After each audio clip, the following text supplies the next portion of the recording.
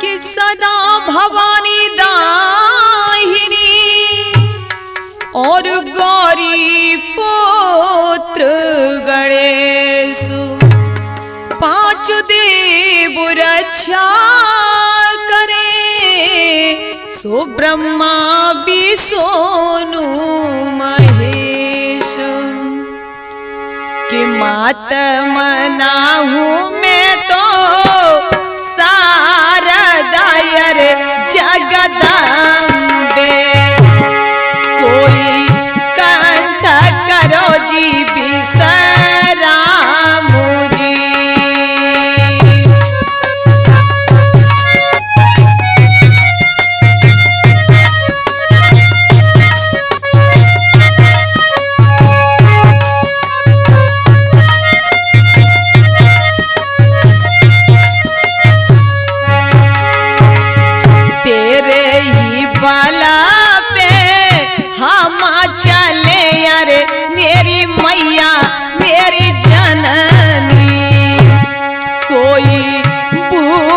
बताइयो मोई ज्ञान जी।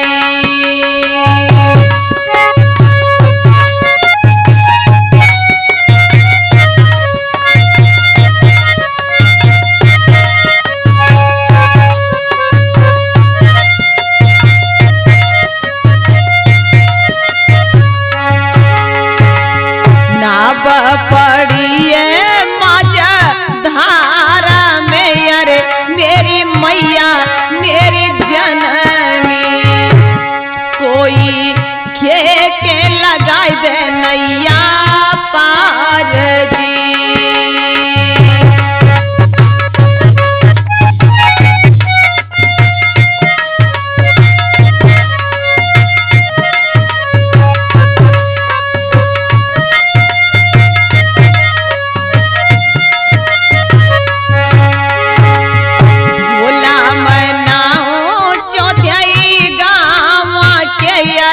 मेरे बाबा मेरे भोले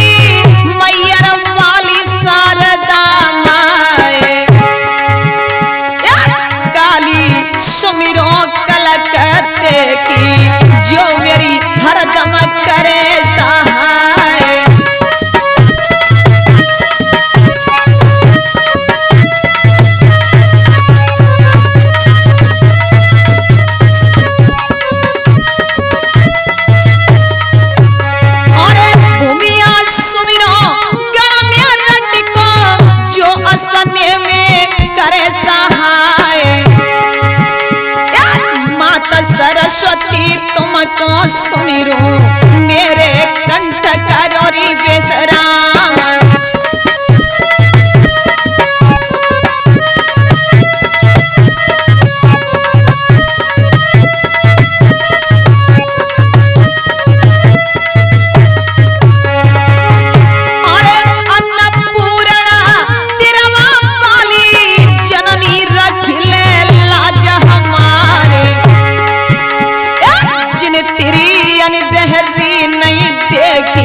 मठ पे रची बधाइया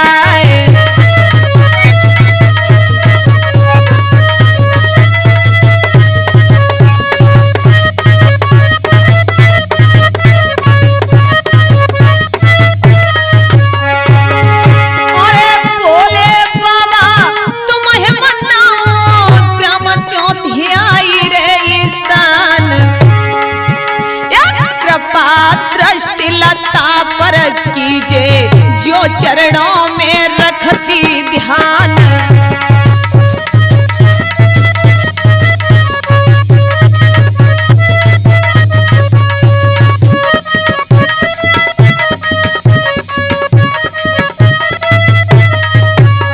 के बोले आ जाइयो मैंने ले ली शरण तुम्हारी रे बाबा।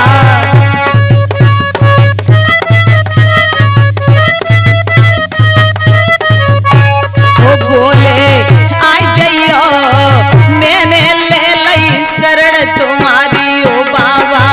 आ जाइयो मैंने ले ली शरण तुम्हारी।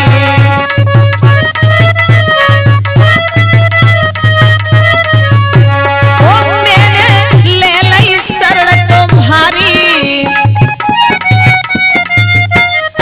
मैंने ले ली शरण तुम्हारी। बाबा आ जाइयो मैंने ले ली शरण तुम्हारी। ओ बाबा आ जाइयो मैंने ले ली शरण तुम्हारी रे। बोले आ जाइयो मैंने ले ली शरण तुम्हारी। तो देखिए चलते हैं कृष्ण कथा की ओर और बर्मा केसट के माध्यम से आप शास्त्री लता यादव की आवाज में और भगवान कृष्ण के जन्म की कथा को श्रवण करेंगे। कि करती हूँ सादर सुनो सज्जन जन धरि ध्यान। कैसे जन्मे जेल में सो श्री कृष्ण भगवान। एक समय की बात है भक्तों, जब मथुरा नगरी के राजा थे उग्रसेन, बड़ा यश छाया हुआ था। तो नीतिवान भूपाल सुनाऊं आल सुनो सरदारी। पतिव्रता शील स्वभाव की के सुंदर घर में नारी।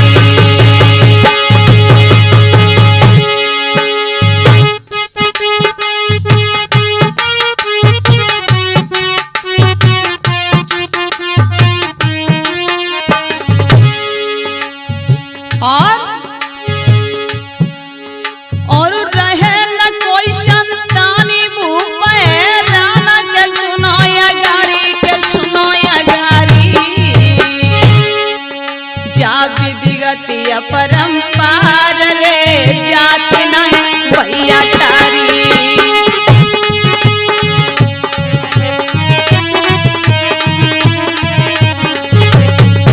जा विधिगति अपरंपार रे जाति नहीं भैया तारी।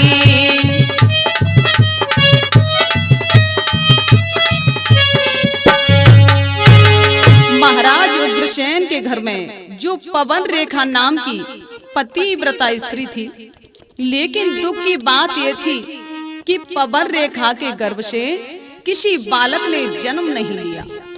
पवन रेखा का नियम क्या था कि पति की सेवा में 8 प्रहर अपने को हाजिर करती थी। सबसे पहले वो उठ करके और पति पति का दर्शन करती थी।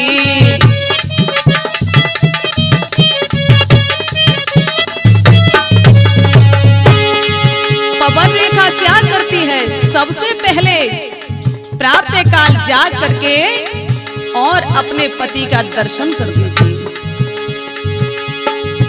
पति की सेवा में 8 प्रहर अपने को हाजिर करती थी।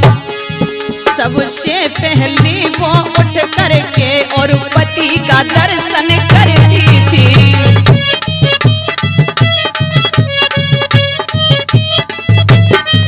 सबसे पहले वो उठ करके और पति का दर्शन करती थी।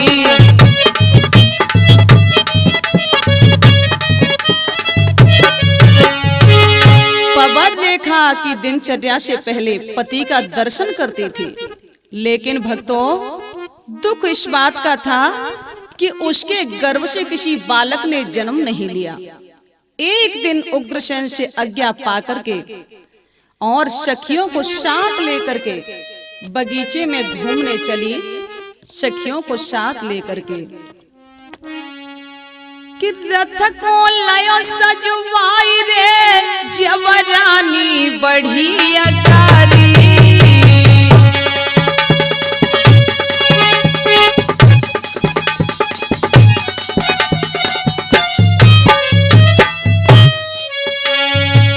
ले सखियों को संग रे बगिया में गई है नारी।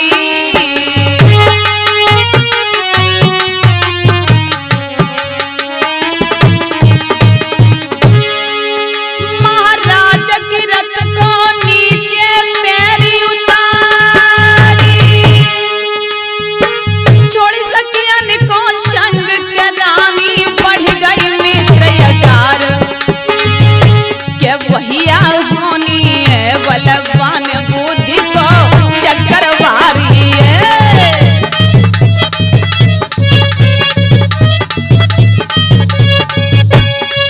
भैया होनी है बलवान बुद्धि को चक्रवारी है।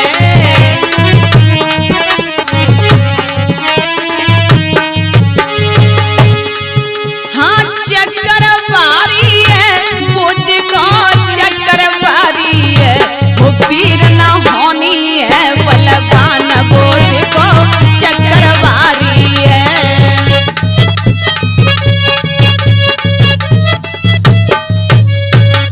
पवन रेखा उस बगीचे की सुंदरता निहार करके जहां बसंत ऋतु सी छाई हुई थी, हरे भरे वृक्ष घूम रहे हैं।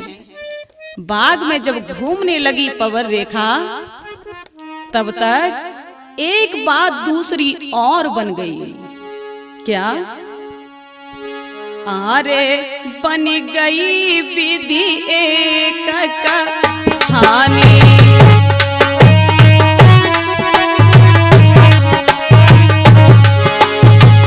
और उस सखियानी से छूट गई वह तो रानी।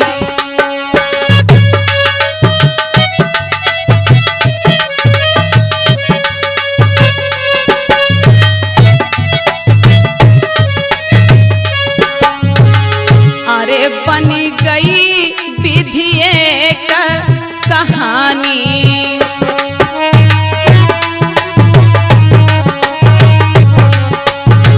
और सखी यानी से छूट गई रानी।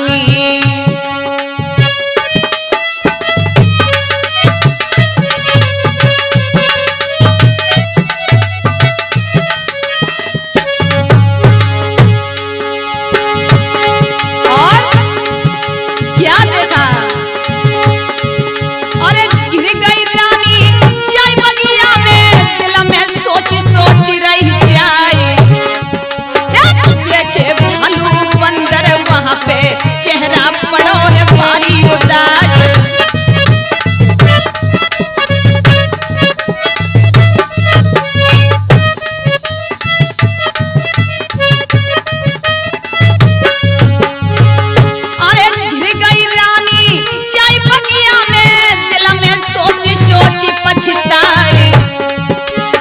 देखे भालू बंदर वहां पे चेहरा बाग बड़ो मुरझाए।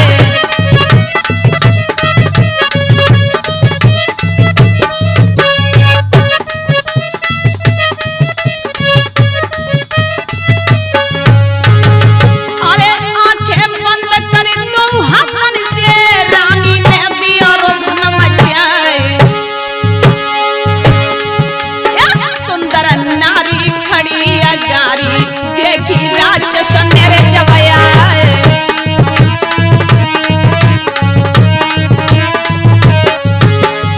सुंदर नारी खड़ी अगारी देखी राक्षस मेरे जवया।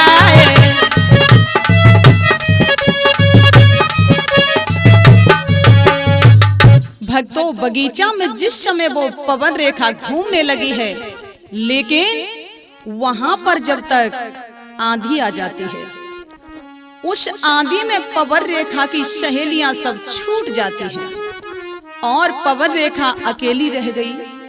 तो बाग के अंदर बंदर भालुओं को निहार करके रानी वहां सोचने लगी, मैं क्या करूं।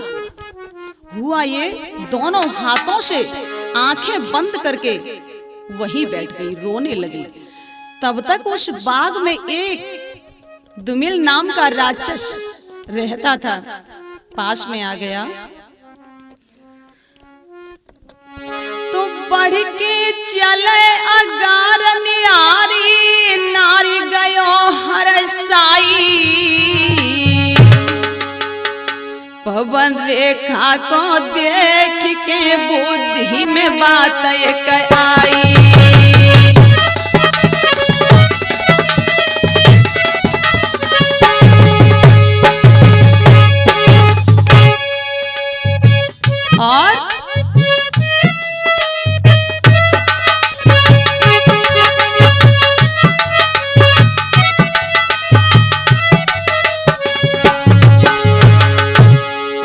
और सोची मन में बात नारी के साथ के कुमति कमाई और इतनी जाने सोच के आए लीनो रूप बनाई।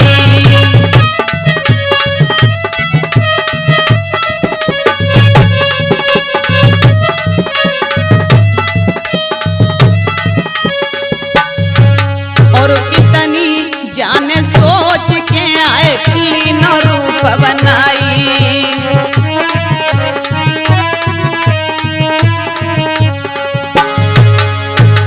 जिस समय पवन रेखा को निहारा है, दुर्मिल नाम के राक्षस ने हृदय में ये बात गूंजने लगी कि हम इसके पतिव्रत को कैसे भी नष्ट करें, लेकिन क्या करूं।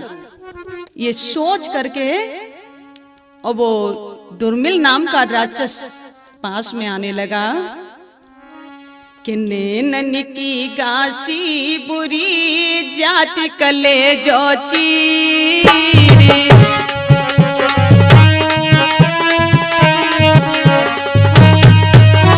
नैनन की गासी बुरी जाति कले जो चीरे।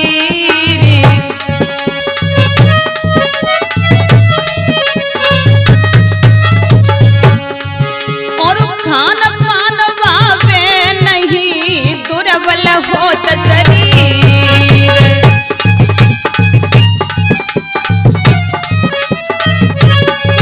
और खान पान भावे नहीं, दुर्बल होत शरीर।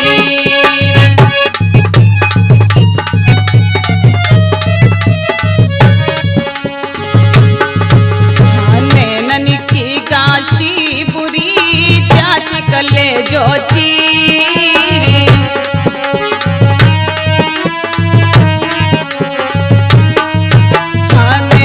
की गाशी बुरी जाति कले जो चीरे।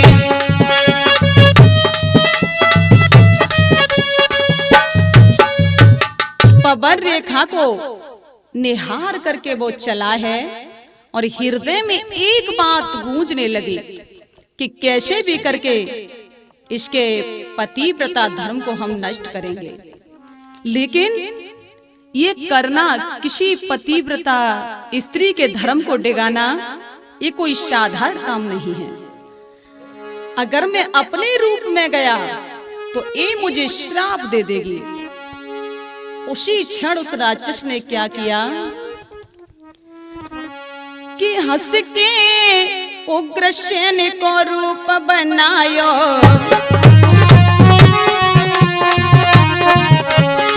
बेटी जहां पे नारी पास में आयो,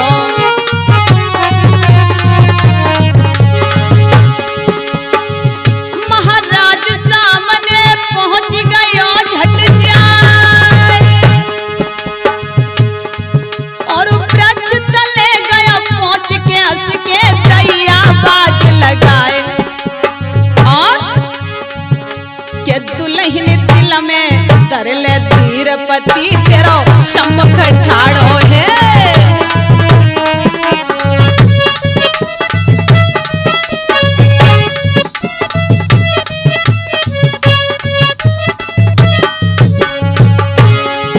हाँ सन्मुख ठाड़ो है पति तेरो सन्मुख ठाड़ो है, हो प्यारी हो दुल्हन दिल में धर ले धीर पति तेरो सन्मुख ठाड़ो है।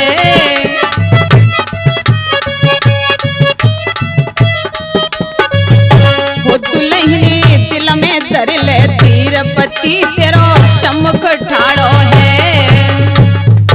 जैसे ही देखा तो ये देख करके उस दुर्मिल नाम के राक्षस ने उग्रसेन का रूप बना लिया। उस राक्षस ने उग्रसेन का रूप बनाने के बाद में पवन रेखा के पास में पहुंचा और कहने लगा, पवन रेखा घबराओ नहीं, मैं तुम्हारे सामने खड़ा हूं। और क्या बोला? बोला है प्रिय रुधन छोड़ी, हाजिर है तेरा रखवाला, मेरे सामने भला तुझे देखे ऐसा कौन नहीं मतवाला।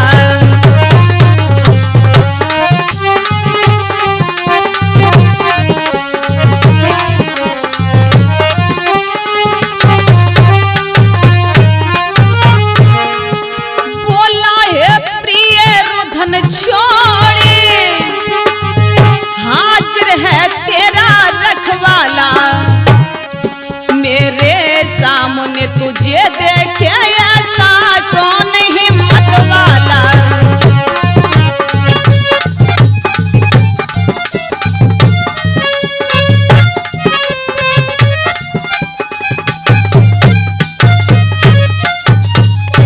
भक्तों, पवन रेखा को देख करके उस राक्षस ने समझाया, पवन रेखा अरे देखो तो सही, तुम्हारा पति तुम्हारे सामने खड़ा है, लेकिन हमारे सामने क्या किसी की मजाल कि तुम्हारी तरफ कोई देखे। ये देख करके बातें करने में लगा है पवन रेखा से, लेकिन पवन रेखा समझ नहीं पाई कि कौन है। कि धोखा में बा नीच ने नारी संग कुमति कमाई,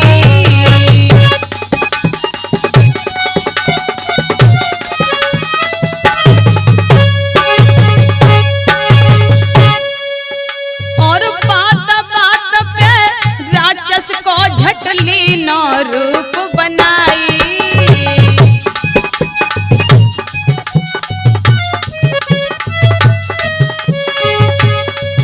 महाराज लखो नारी ने नजर बसाई,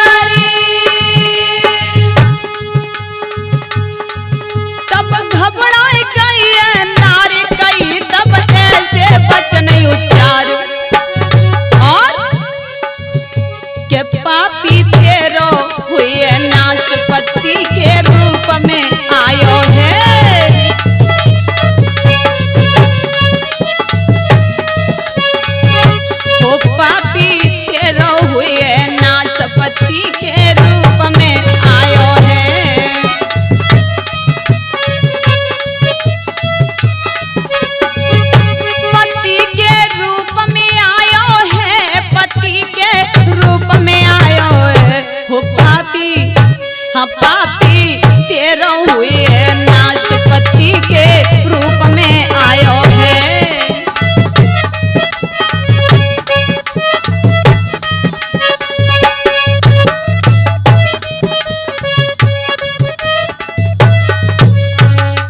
धोखे में उस नीच ने बातों में फंसा लिया पवन रेखा को और बात बात पर देख करके अपना राक्षस का रूप लिया।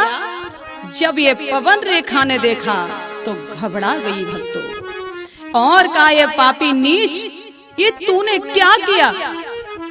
पवन रेखा वहां से देख करके चली है। सहेलियां मिल गई, घर आ गई। ये देखते हुए और पवन रेखा गर्भवती हो गई। धीरे धीरे समय आया तो उसके गर्भ से एक बालक ने जन्म लिया, उसे हम कंस कहते हैं। जब ब्राह्मणों ने देखा और कहा, देखो, राजा उग्रसेन से कहा, ये तुम्हारे राज्य को नष्ट करने वाला होगा, तो क्या करूं? का इस बालक को यहाँ से हटाइए। तो लता पताओं में लपेट करके और यमुना जी में बहा दिया। यमुना जी में भजन कर रहे थे जिनका नाम है शूरसेन। उस बालक को उठाया और अपने घर ले गए, पालन पोषण हुआ। जब धीरे धीरे कंस बड़ा हुआ तब ये नारद ने देखा और नारद जी वहां से कंस के पास आए कि बोलो नारायण नारायण हरि हरि रे, बोलो नारायण नारायण हरि हरि।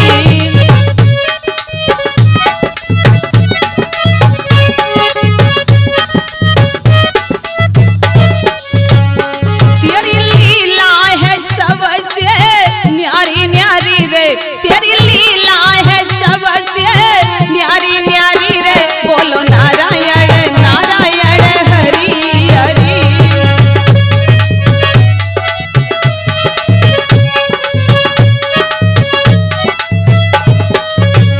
तेरी लीला है सबसे न्यारी न्यारी रे, तेरी लीला है सबसे न्यारी न्यारी रे, बोलो नारायण नारायण हरि हरि रे, बोलो नारायण नारायण हरि हरि।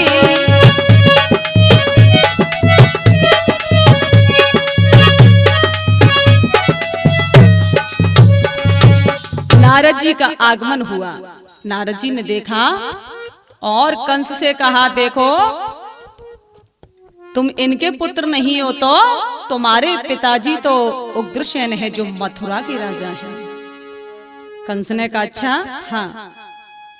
कंस रात्रि में ही गया और भोले बाबा की तपस्या करने लगा। भोले बाबा प्रसन्न हो गए और एक धनुष दिया।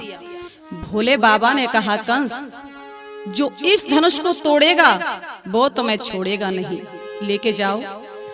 आकर के मथुरा पर चढ़ाई कर दी। उग्रसेन ने कहा तो ये देख करके कंस ने कारागृह में डाल दिया और सोचने लगा कि मेरी चचेरी बहन है, उग्रसेन के भाई है जिनका नाम है देवक और देवक की पुत्री का नाम है देवकी। कंस के मन में ये बात आई कि मैं इसकी शादी कर दूं। वसुदेव के साथ में ये देख करके और देवकी की शादी संपन्न हुई। तो देखते हुए विदा करने के लिए चला है कंस। तब तक आकाशवाणी हुई और कहा, ठहरो कंस। ओ कंस कंस मत देख फूल, ये फूल एक दिन कुमुलाएगा। अरे नीचे और ये देख समझिए, फूल तभी कुमुलाएगा।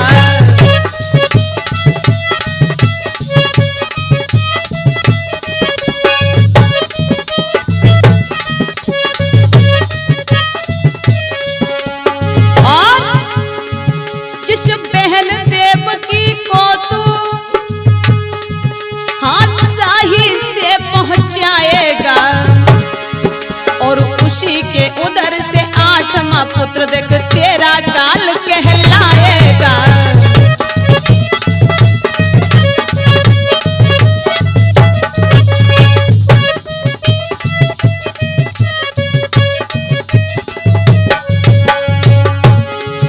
इसका 8वां गर्भ वही देवों का मान बढ़ाएगा। और लता कसम से कहती है देखे तुझको मार गिराएगा।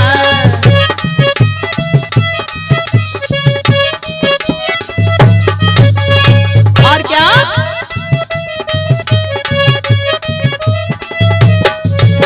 के भैया सुन के ये तने बेन पेट में पानी है गौ है।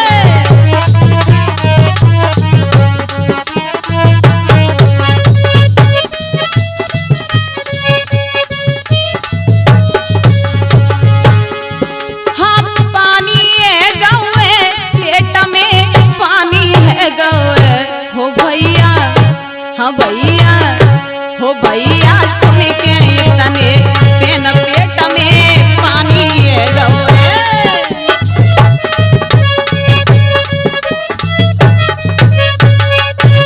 कंस जब देव की अपनी बहन को विदा करने के लिए चला तो आकाशवाणी हुई। कहा कंस जिस बहन देवकी को तुम विदा करने के लिए जा रहे हो इसी बहन देवकी का अष्टम गर्भ तुम्हारा काल होगा, काल होगा, काल होगा। ये देख करके कंस घबरा गया और सोचने लगा कि मैं क्या करूं। अरे जो ये गिरिया गाज सुनिया बाज क्रोध भयो बारी। और कंस की गुस्सा लख के रे कप गई देवकी प्यारी।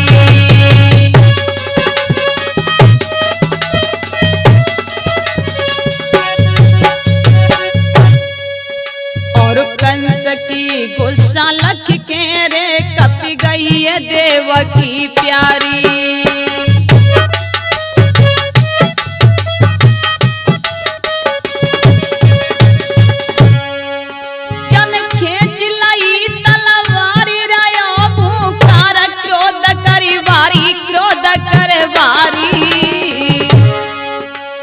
केस पकड़ के दुश्मन रे रथ में से पहनी उतारी।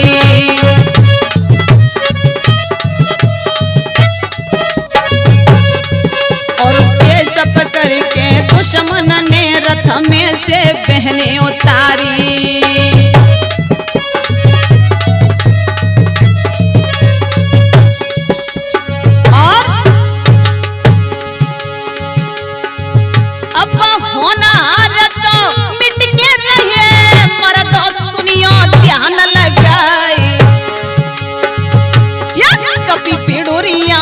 लोगन की ऐठा पड़ो पेट में जाए।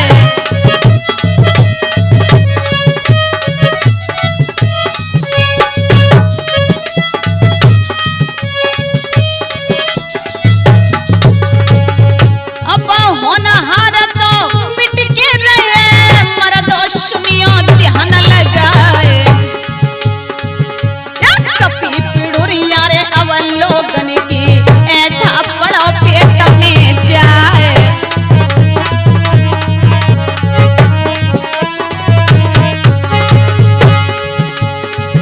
और देखो या जया सुरनी मैया धरती को शेष गयो घबराए। भैया बहन को दुश्मन बन गयो पंचो सुनियो ध्यान लगाए।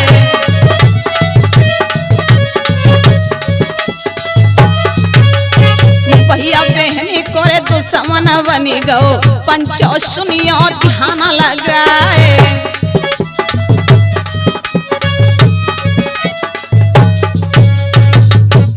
जब आकाशवाणी हुई तो कंस को क्रोध आ गया और क्रोधित होकर के हाथ में तलवार को उठाया और देवकी के केशों को पकड़ा रथ से नीचे खींच लिया, तलवार लेकर के मारने के लिए तैयार हुआ। तब तक देवकी रो पड़ी और कहा, भैया कि आफत में दुखिया पड़ी हुई वीरन की सकल निहारी रे।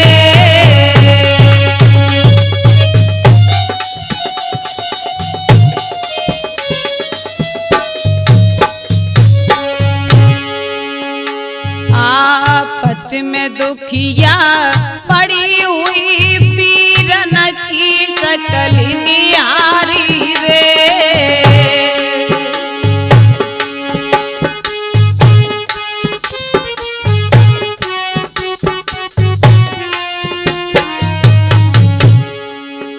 अब हाथ जोड़ के कहने लगी है, कपिला गई तुम्हारी रे।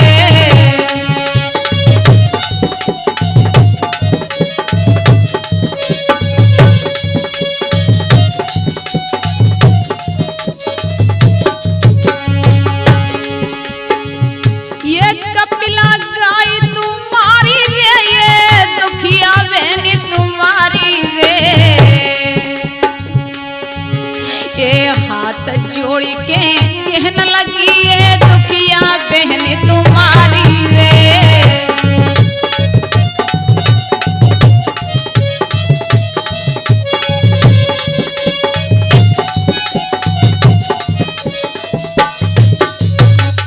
देवकी रोकर के कहने लगी, भैया तुम मेरे बगैर खाना तक नहीं खाते थे, लेकिन आज इतने निर्मोही हो गए हो भैया कि आप मुझे मार रहे हो। क्या हो गया तुम्हें भैया, बताओ क्या हो गया। और बोली, सुनो भैया, अरे भैया ने कतर सभी चारों,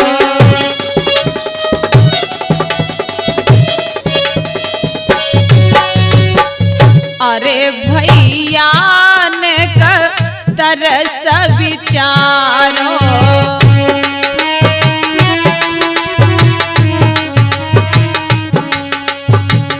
ऐसो का बनी गयो दोष मारो।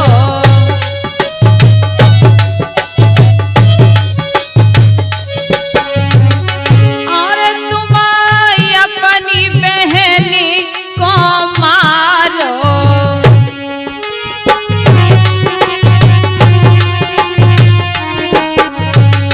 और तुम मेरी रेयो रानी हारो।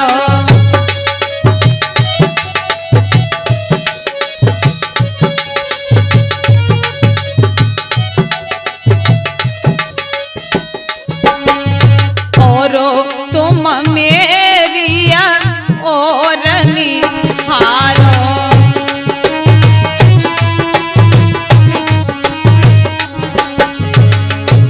देख करके और देवकी ने कहा, भैया क्या दोष है मेरा, क्यों मार रहे हो मुझे भैया, बताओ ना क्या बात है, मेरी ओर देखो तो सही भैया, क्या दोष है मेरा। तब तक कंस बोला, बहन सुनो, क्या दोष है तुम्हारा। और जवाब दिया, अरे सुन बहना के बेन सुर कवाए नैना की गिरायु चारी, जीवित ना छोड़ू तो रे देखी यही है पेज हमारी।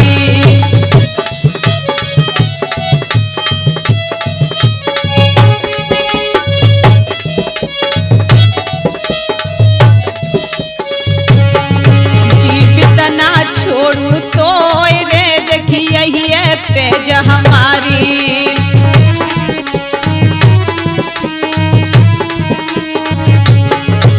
और कंस ने जवाब दिया, सुन देवकी,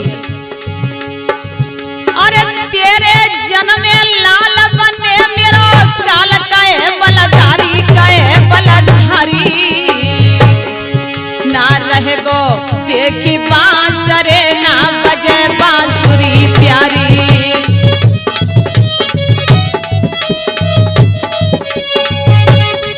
ना रहे गो देखी बांसरे, ना बजे बांसुरी प्यारी।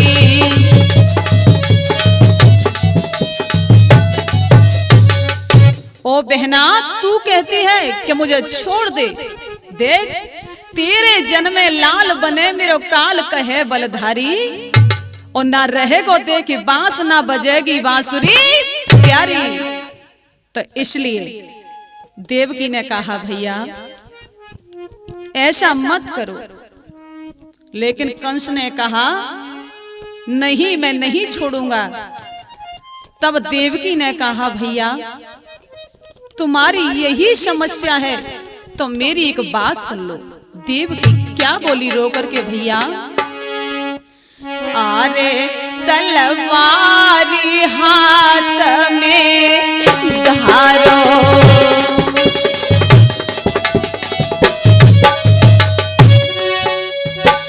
अरे तलवारी हाथ में धारो,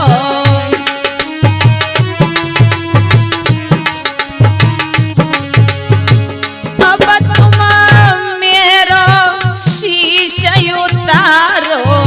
भैया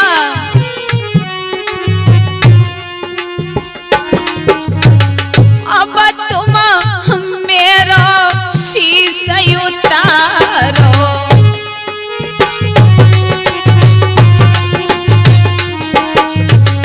और मिटे जाएगा बेहमतो मारो।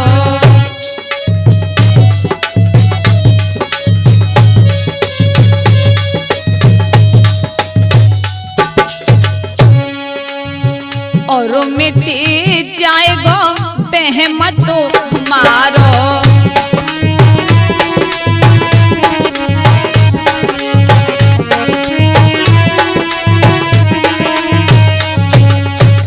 अब आखिर है ये हमारो,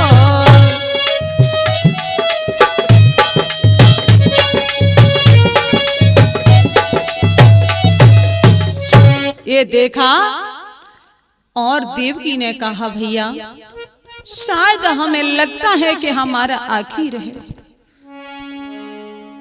अगर हमारी जान चली जाए और आपको कोई परेशानी ना हो तो भैया आप हाथ में तलवार ले लीजिए। तब तक देवकी की बात सुनकर के कंस मारने के लिए तैयार हुआ।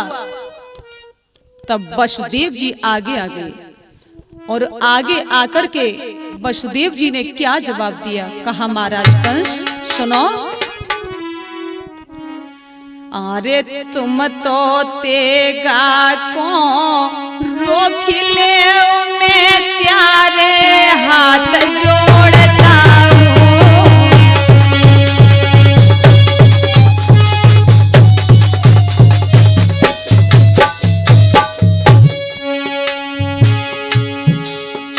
अरे तुम तेगा को रोकिले मैं त्यारे हाथ जोड़ता हूँ। छोटी सी अरज मारी है प्रतिज्ञा करके बोलता हूँ।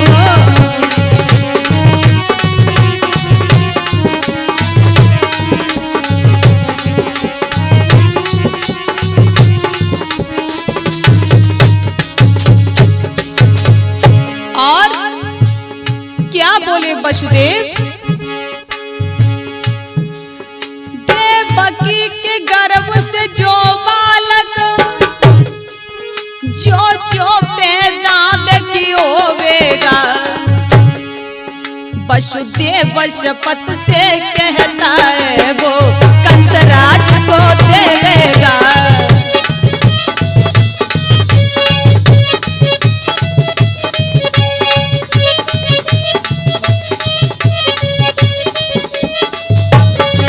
वसुदेव शपथ से कहता है वो कंसराज को देवेगा।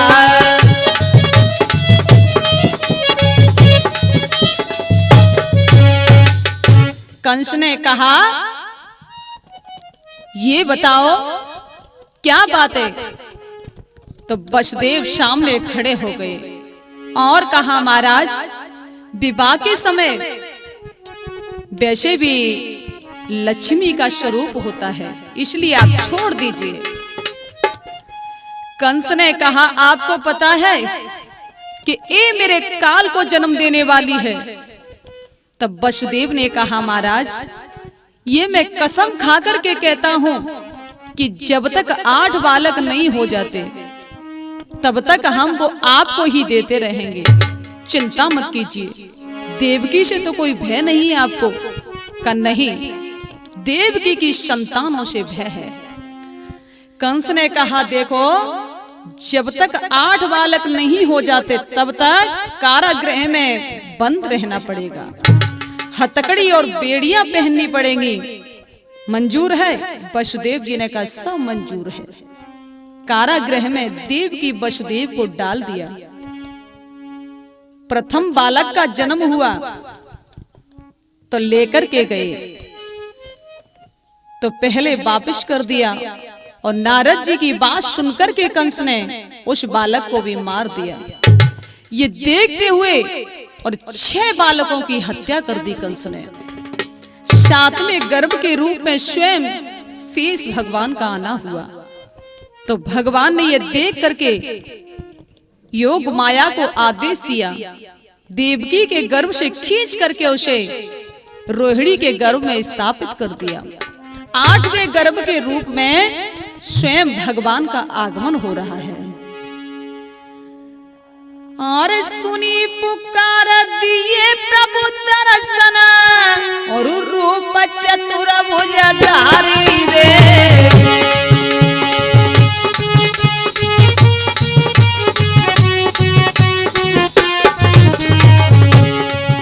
और बोले, हरि अब चिंता छोड़ो, मैं देंगो कंस पछाड़ी रे।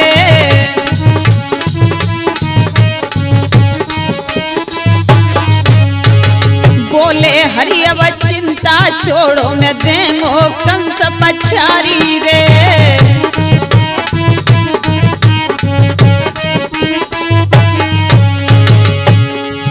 अरे देर करोगे, अरे देर करो मत, सुनो पिताजी, मोय पहुंचाओ नंद द्वारी रे। और जहां पर जन्म लियो कन्या ने, बाकुलाओ बिसारी रे।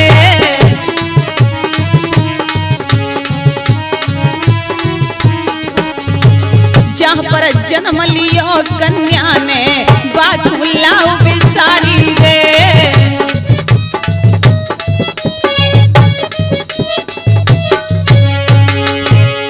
ये देख करके और आज भगवान ने देवकी वसुदेव के कारागृह को मंदिर बना दिया।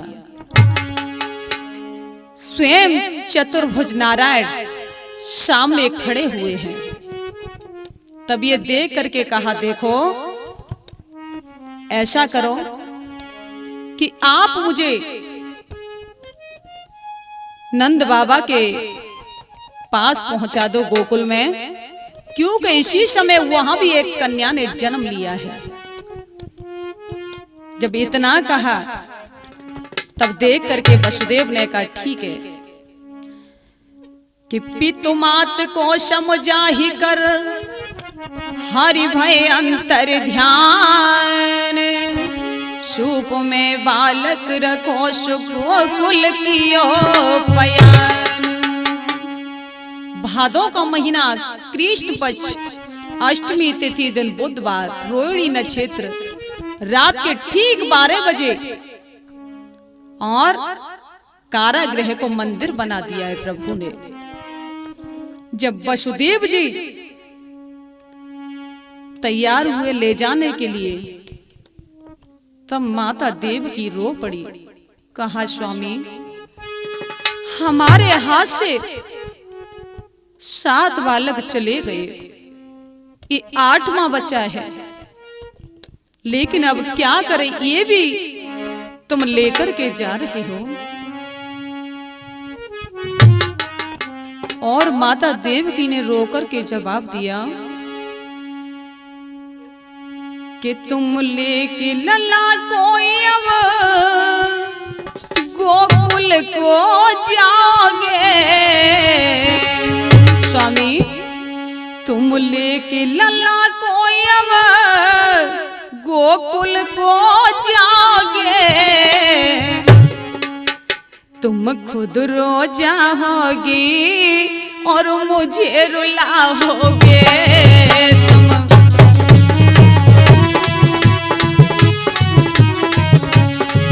तुम खुद रो जाओगे और मुझे रुलाओगे।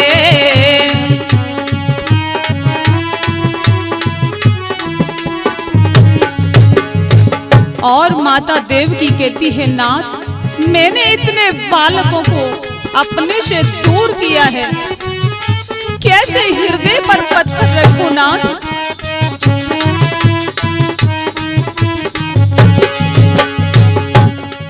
और जवाब दिया,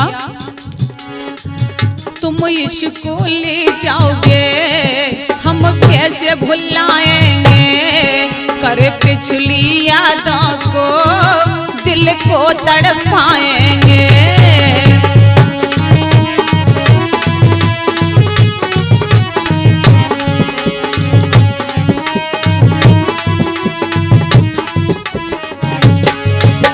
मुझे इसी बात का कष्ट है कि मेरे कितने बालक चले गए, पहले भी चले गए, एक बचा है, ये भी तुम लेके जा रहे हो नाथ। तुम इसको ले जाओगे हम कैसे भुलाएंगे, कर पिछली यादों को दिल को तड़पाएंगे।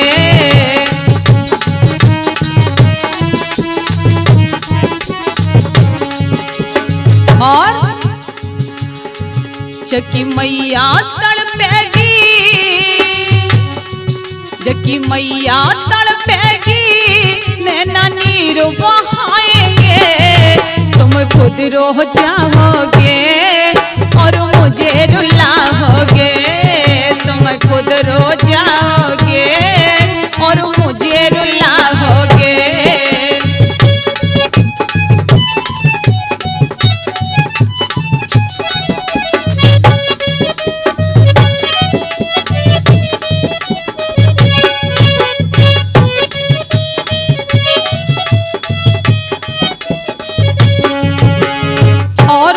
देवकी रो करके क्या कहती है नाथ, मैंने ये सोचा था ये पास रहेगा मेरे, जब दिल मेरा रोता अब छोड़ के जाएंगे।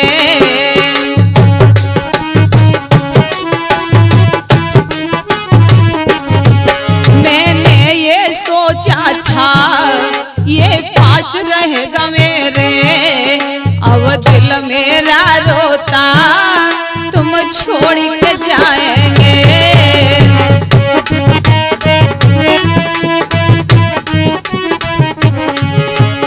और क्यों छोड़ चले प्यारे, क्यों छोड़ चले प्यारे, कितना तरसाएंगे। तुम खुद रो जाओगे और मुझे रुलाओगे।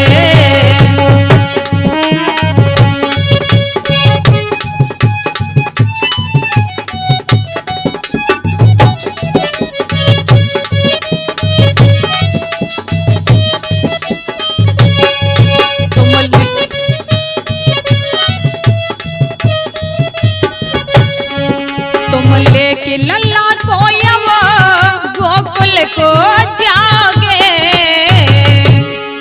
तुम खुद रो जाओगे और मुझे रुलाओगे। तुम खुद रो जाओगे और मुझे रुलाओगे। देवकी वसुदेव से कहती है,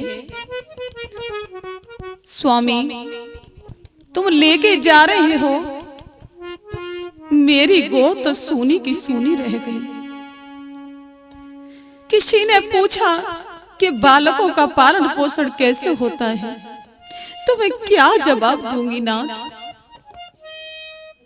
कितनी प्रभु की बड़ी लीला है कि मेरी गोद सूनी की सूनी इतने बालक होने के बाद भी और देव की रुदन करती है कि प्रभु लीला है तेरी निराली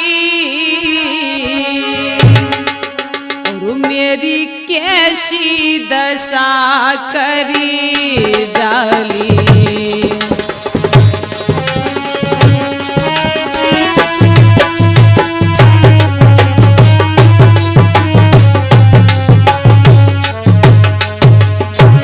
प्रभु लीला है तेरी निराली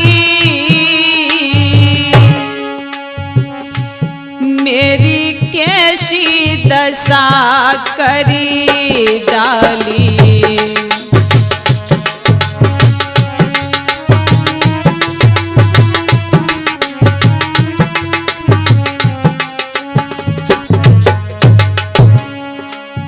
और देवकी कहती है प्रभु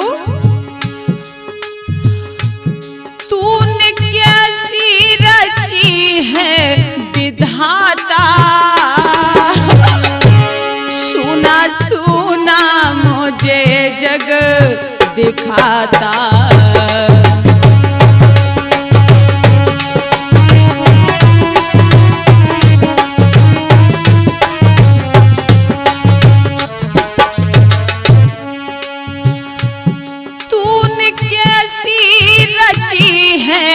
विधाता सुना सुना मुझे जग दिखाता।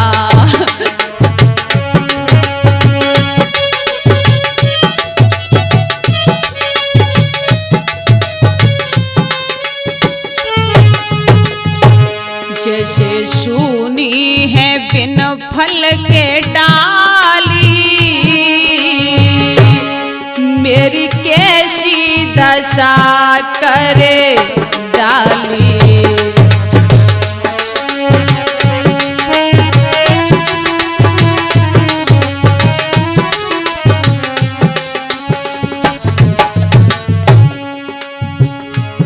प्रभु लीला है तेरी निराली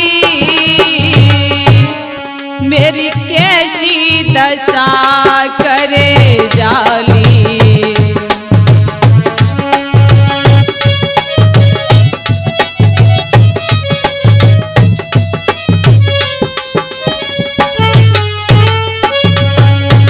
और देव की रुदन करती है प्रभु ए तूने क्या कर दिया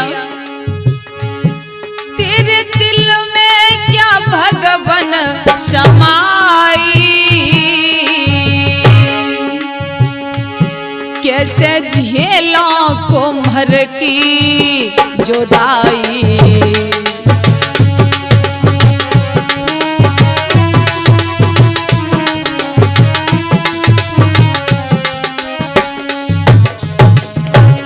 तेरे दिल में क्या भगवन समाई कैसे झेलों को मर की जुदाई।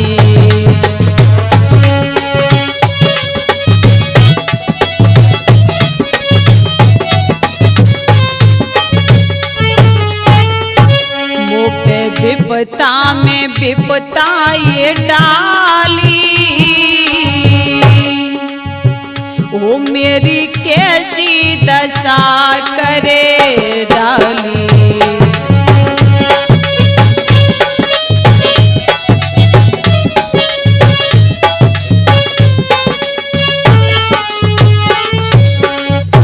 प्रभु लीला है तेरी निराली मेरी कैसी दशा करे डाली।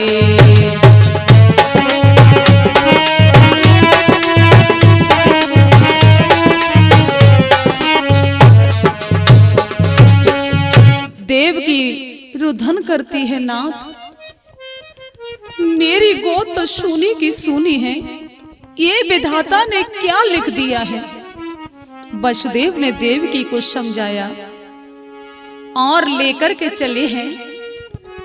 तो एक के बाद एक कारागृह का ताला खुलता हुआ गया और सूप में लेकर के चले हैं वसुदेव जी। तो नन्ही नन्ही फुहारें पड़ने लगी हैं, रात अंधेरी है।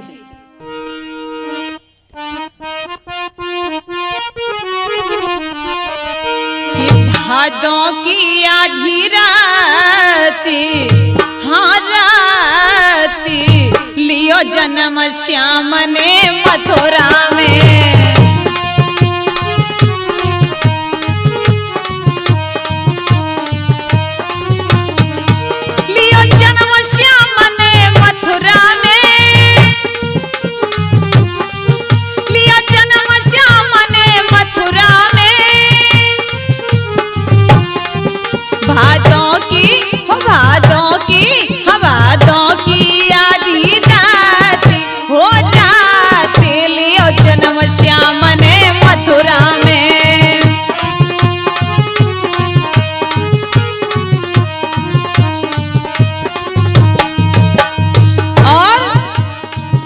जब प्रभु ने माया फेरी है, खुल गई हथकड़ी बेड़ी है। जब प्रभु ने माया फेरी है, खुल गई हथकड़ी बेड़ी है। सब खुले सब खुले सब खुले द्वार एक साथ लियो जन्म श्याम ने मथुरा में।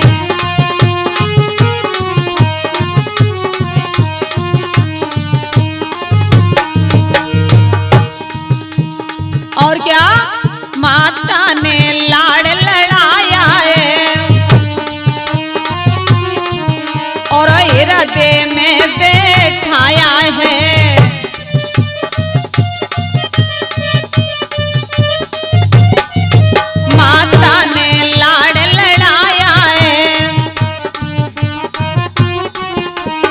हृदय में बैठाया है। दिए भेज पिता के हाथ, हो हाथ लियो जन्म श्याम ने मथुरा में।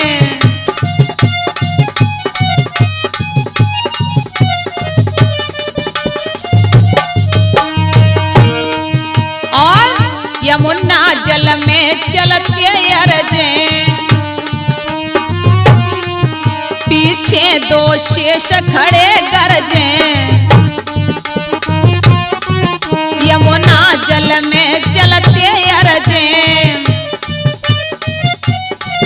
पीछे दो शेष खड़े गरजे। हो रही बारी बरसात बरसात, लियो जन्म श्याम ने मथुरा में।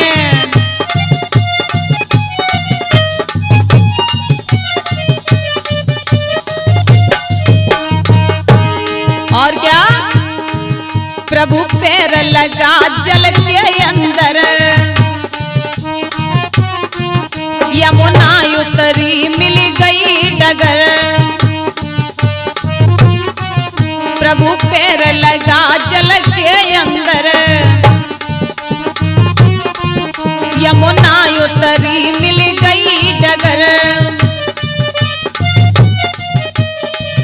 गोकुल पहुँचाए गात, हो गात लियो जन्म श्याम ने मथुरा में।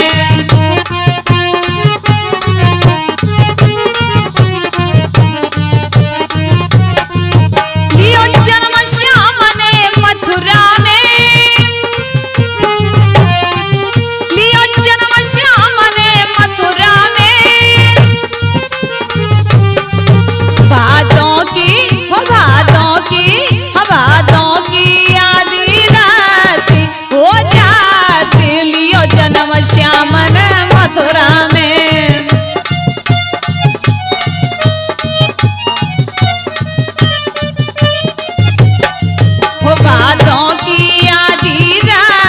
आई हो राती लियो जन्म श्याम ने मथुरा में। वसुदेव जी लेके गए हैं तो जाते हुए और यमुना जी को पार किया। प्रभु ने अपने पैर को लटकाया, पैर छू करके यमुना मैया ने जगह दे दी, पार हो गए और गोकुल में पहुंच करके उसी समय वहां एक कन्या ने जन्म लिया।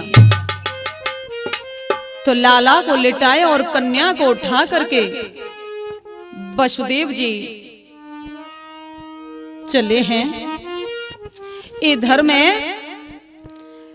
तब तक नंदा सुनंदा को पता चली तो जाकर के नंद बाबा को बताया कि इतने सुंदर लाला को जन्म भयो है। जितने भी ब्रजबालाएं हैं, ग्वाल बाल सब सज के नंद बाबा के दरवाजे पर आ गए और यशोदा मैया को बधाई देने में लगी हैं कि अरे गोकुल में भयो है लल्ला, बधाई नंद बाबा के द्वार बाजे।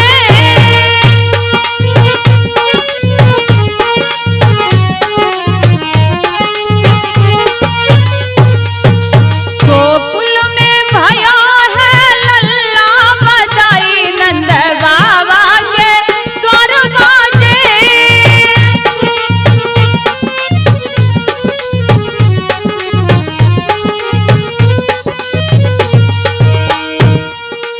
और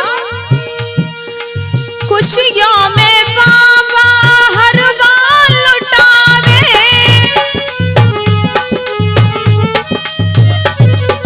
खुशियों में बाबा हर बार लुटावे।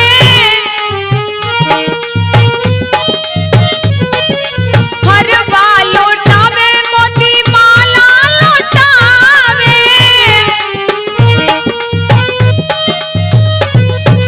हर बार लौटावे मोती माला लौटावे।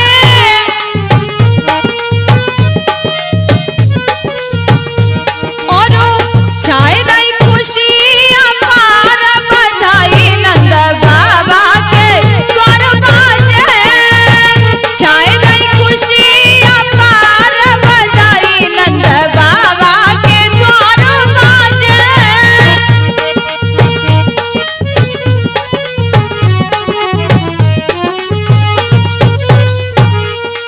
नंद के आनंद भयो, जय कन्हैया लाल की।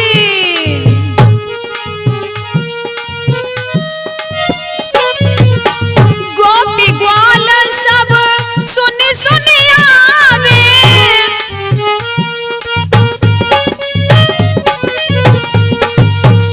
यशोदा माँ के मन कमल खिलावे।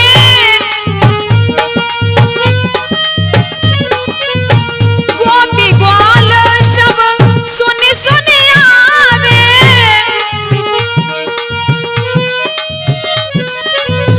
यशोदा माँ के मन कमल खिलावे।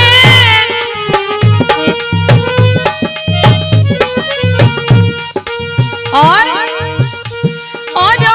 आनंद की प्याचार, बधाई नंद बाबा के द्वार बाजे। अरे गोकुल में भयो है लल्ला, बधाई नंद बाबा के द्वार बाजे।